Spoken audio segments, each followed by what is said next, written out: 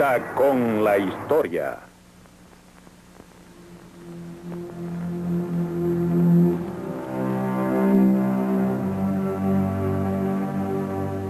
¿Cómo se convierten los seres humanos en lo que son?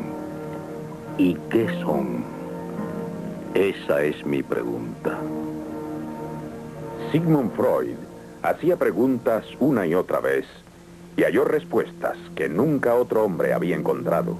Sus respuestas afectaron nuestra vida del modo más profundo y personal. Con razón o sin ella, Freud cambió para siempre su imagen.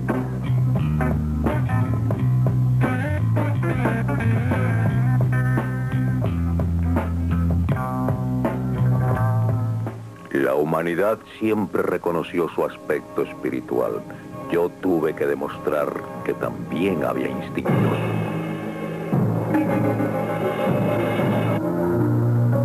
Contra la creencia del siglo XIX de que el hombre gozaba de una omnipotencia parecida a la de Dios, Freud sostuvo la realidad de la naturaleza humana y ya el mundo nunca volvió a ser como antes.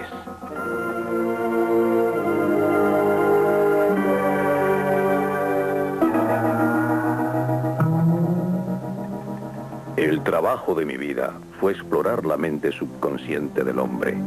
Ese revuelto mar interno de recuerdos ocultos, fuerzas primitivas y deseos en los cuales no se puede pensar.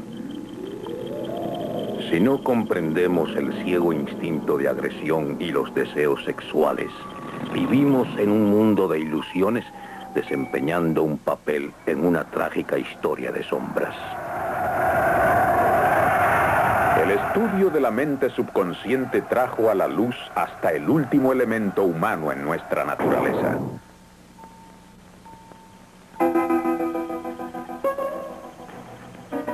Aún hoy en día las ideas de Freud son alarmantes y radicales e instintivamente nos asustan. Freud, la oculta naturaleza del hombre. Presentada por Learning Corporation of America. Producida por International Cinemedia Center.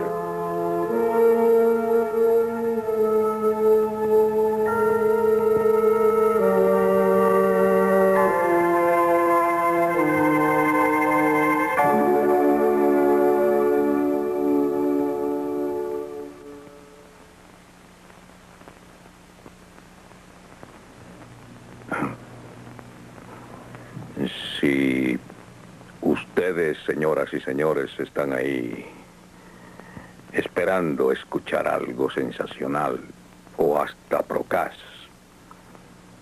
pueden estar seguros de que perderán el tiempo.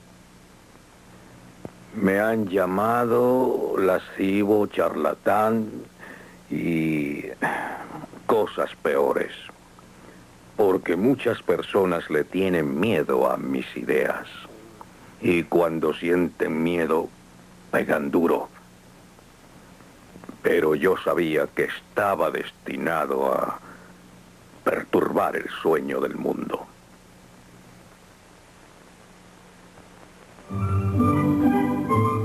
¿Cómo era ese mundo cuyo sueño perturbó Freud?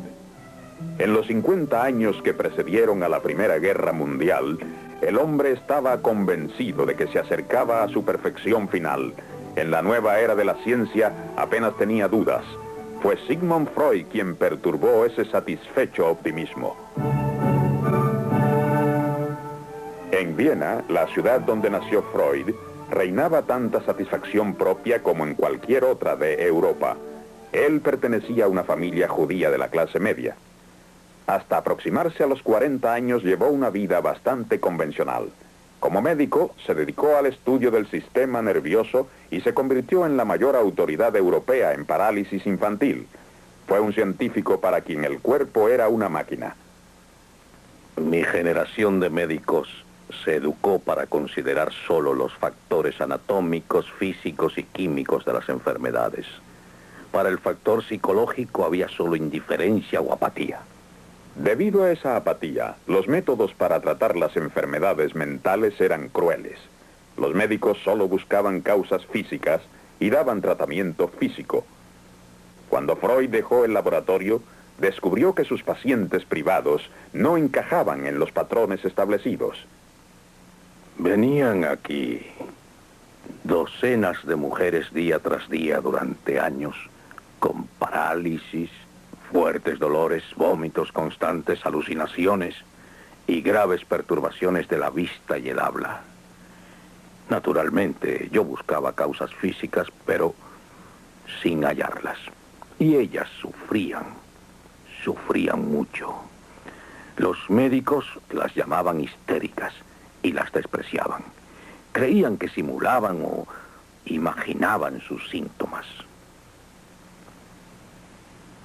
¿Qué podía uno hacer?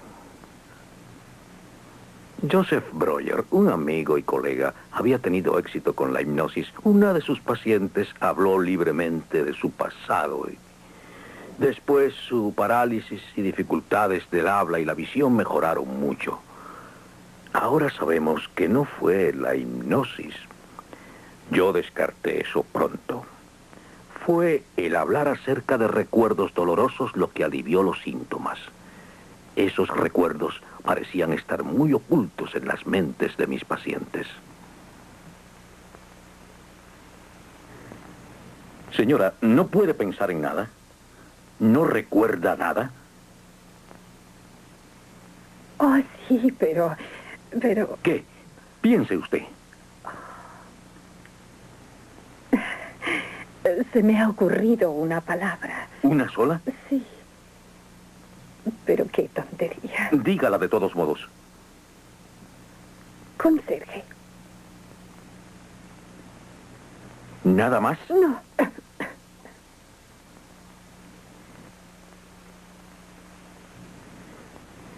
Camisón. Otra.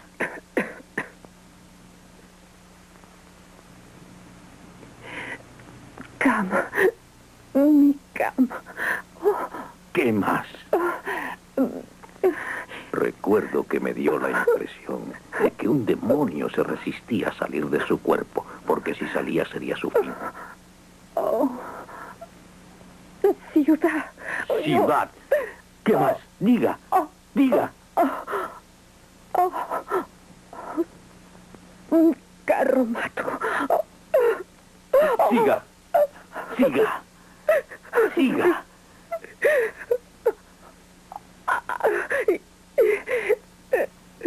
¿Qué?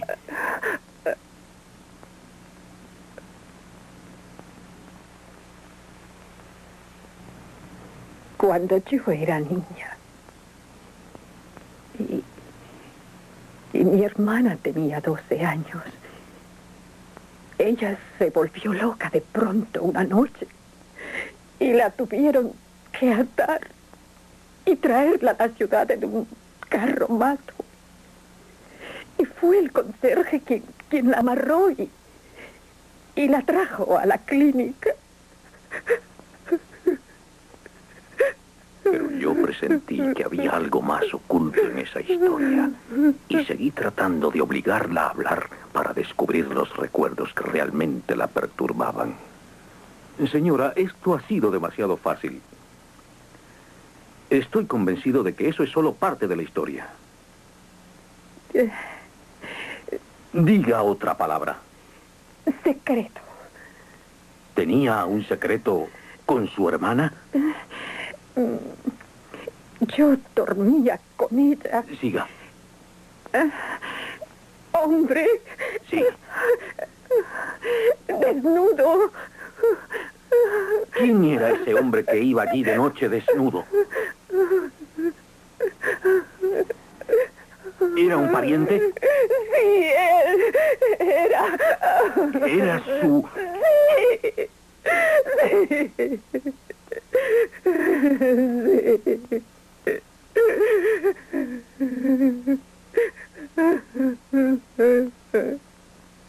Si nuestra mente subconsciente, sin darnos cuenta, puede tullirnos o cegarnos, qué poderoso debe ser ese subconsciente y qué importante.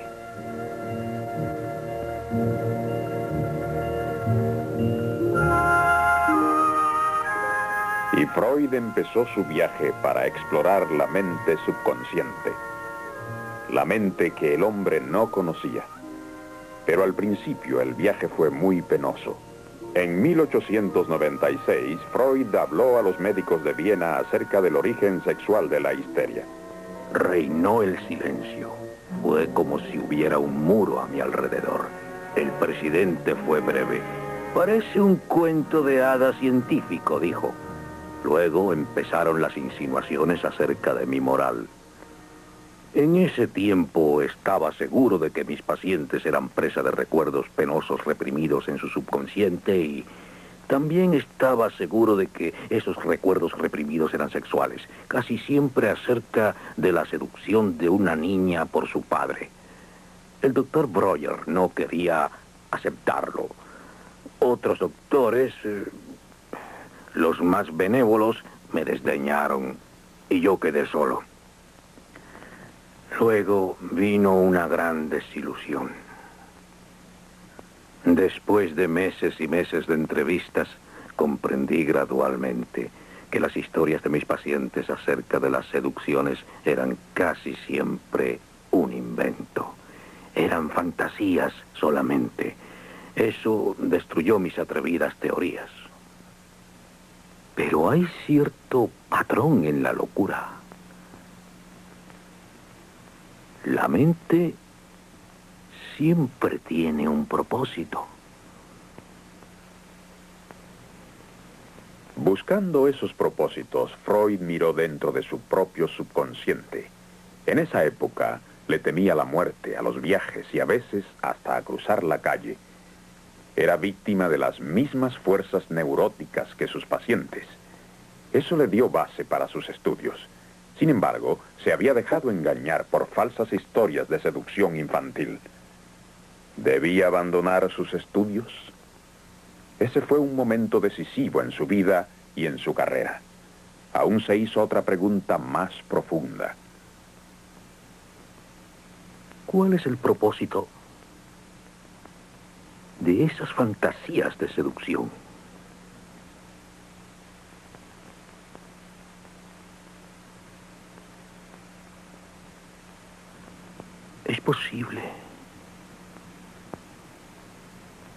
Es posible que las mismas fantasías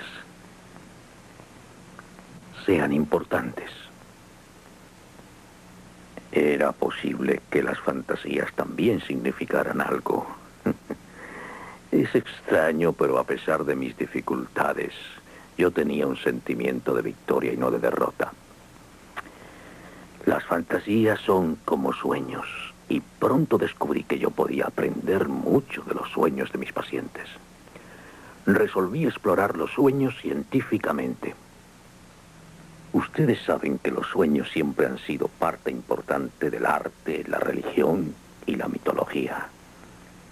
Pero la gente se indignó cuando demostré que estos eran también parte de la realidad de nuestro propio yo, una parte muy importante, porque los sueños no tratan de trivialidades.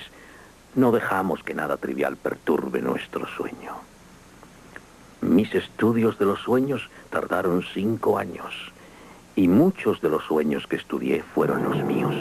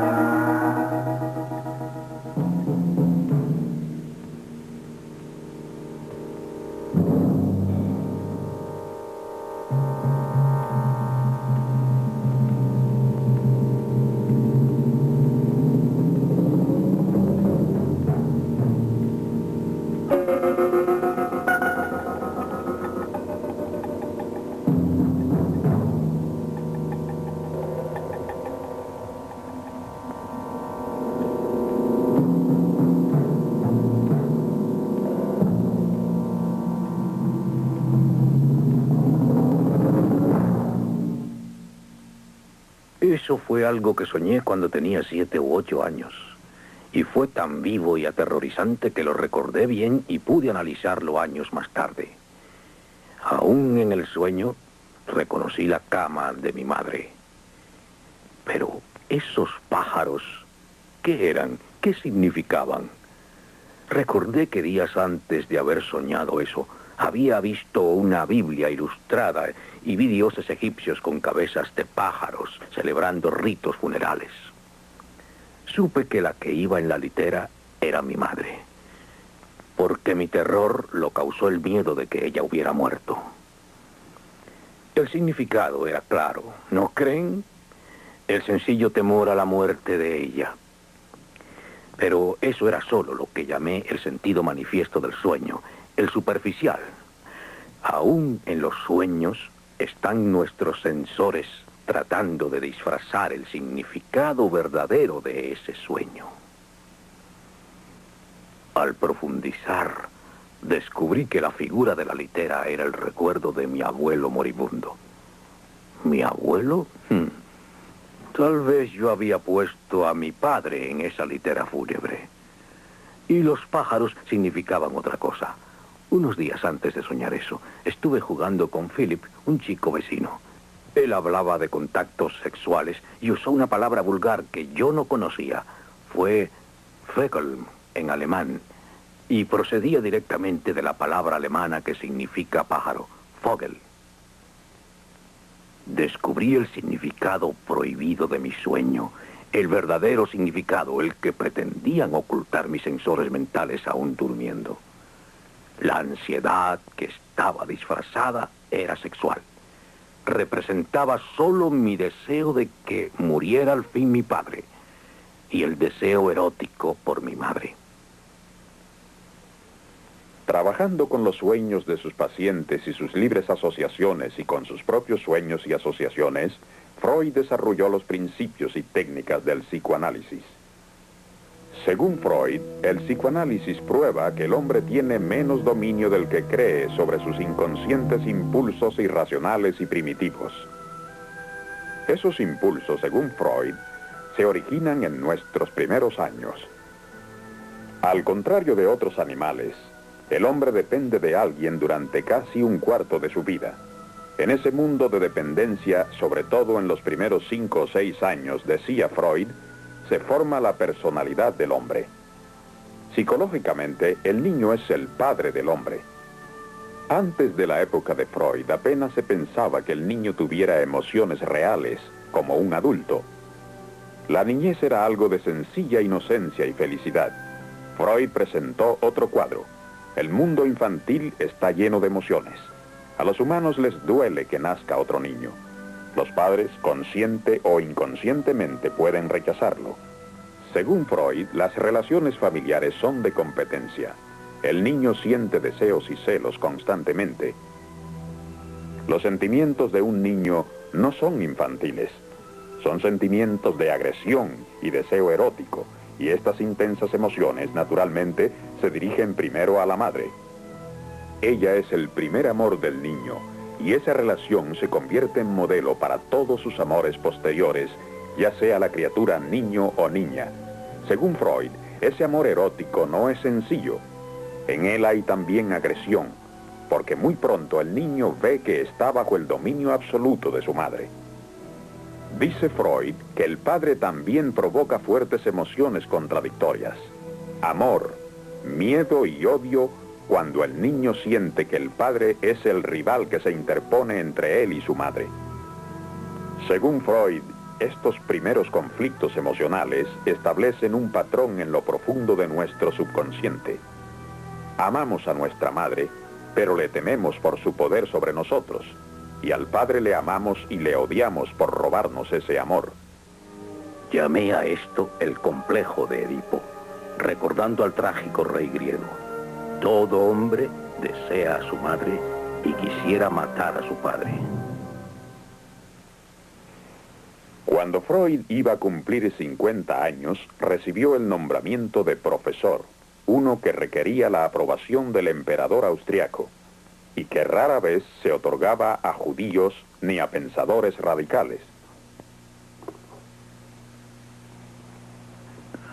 Fue como si Su Majestad de pronto hubiera reconocido la importancia del sexo, los ministros hubieran confirmado la importancia de los sueños y el Parlamento, por una mayoría de 2/3, hubiera aceptado la terapia psicoanalítica. Yo era otra vez respetable. Los que antes no querían verme, ahora me saludaban de lejos en la calle. Cuando se conoció la teoría de Freud acerca de la sexualidad en los niños, se le atacó fuertemente por difamar la inocencia infantil. Pero los sentimentales de la era victoriana a menudo tenían hacia los niños actitudes retrógradas, rígidas y hasta crueles. Sobre todo gracias a Freud, vimos a los niños como seres humanos y fuimos menos sentimentales al tratarles, pero mucho más bondadosos que antes.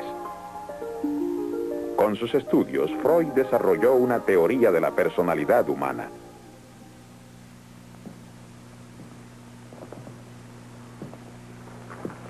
Esto fue lo que descubrí.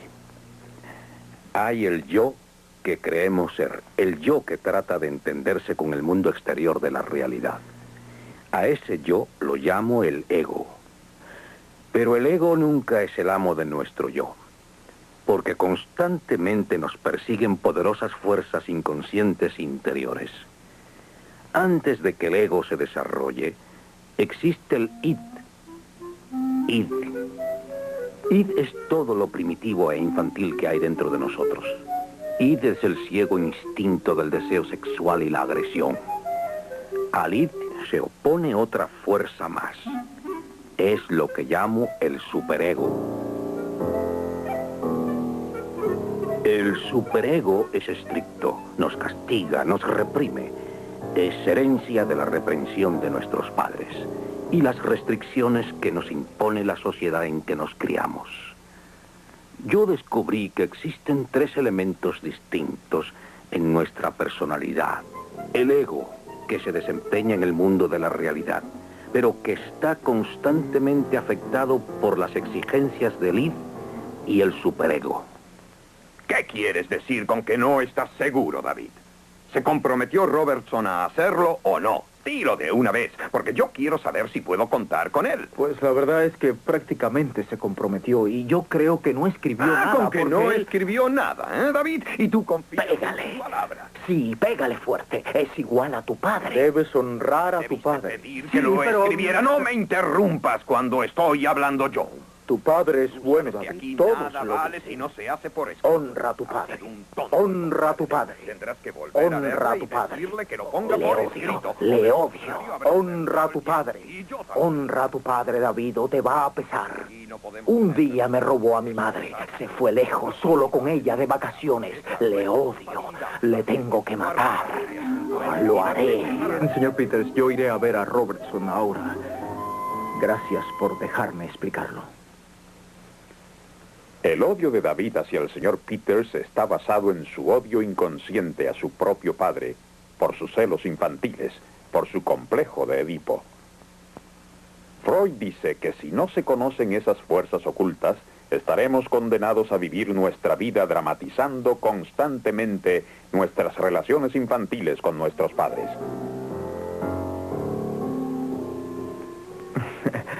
Celebro que estemos solos. ¿En un restaurante? Solo me refiero a que cada vez que te visito está allí tu compañera. ¿No sale ya nunca? Sí, a veces. Es lindo tu vestido, Peggy. Gracias, David. Yo deseo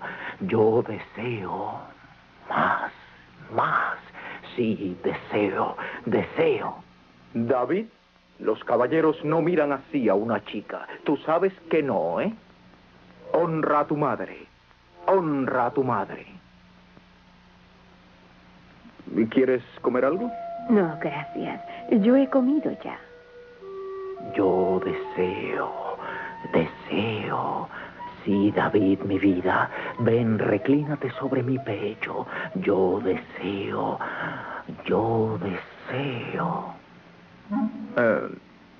Esto es aburrido, ¿no crees? ¿A dónde iríamos, David? No lo sé. ¿Qué sugieres tú? Pues podría ser a mi apartamento. Yo deseo, sí, yo deseo, sí, deseo. Honra a tu madre, honra a tu madre. David, ¿qué haces con tu hermana ahí en el sótano? Sí, de acuerdo. Pero ¿estás segura de que tu compañera ha salido? Oh, sí. Nuestra relación infantil con nuestros padres, según Freud, gobierna todos nuestros afectos posteriores y a menudo los llena de ansiedad. Sin duda, David conoce muy poco su verdadero yo. La tarea del ego es afrontar el conflicto de las exigencias de la realidad y del id y el superego conservando su verdadero yo. La lucha entre el id y el superego puede ayudarnos a desarrollarnos y a progresar como individuos, pero solo si reconocemos esa lucha y la comprendemos.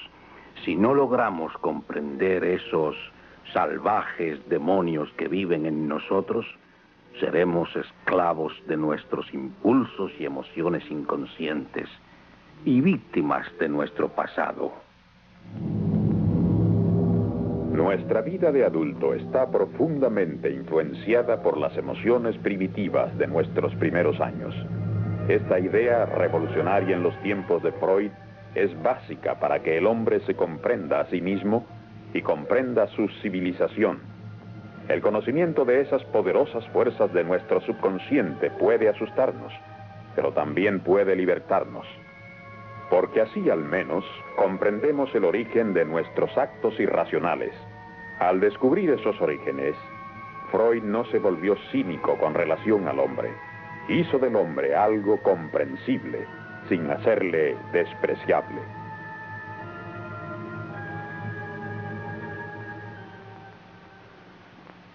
Yo no tengo consuelos que ofrecer, ni esperanzas.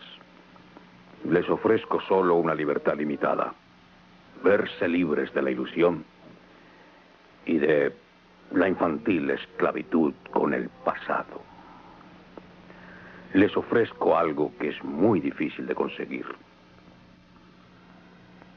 que puedan comprenderse de modo real siempre y proteger su yo individual también de las salvajes fuerzas interiores y de las de su sociedad.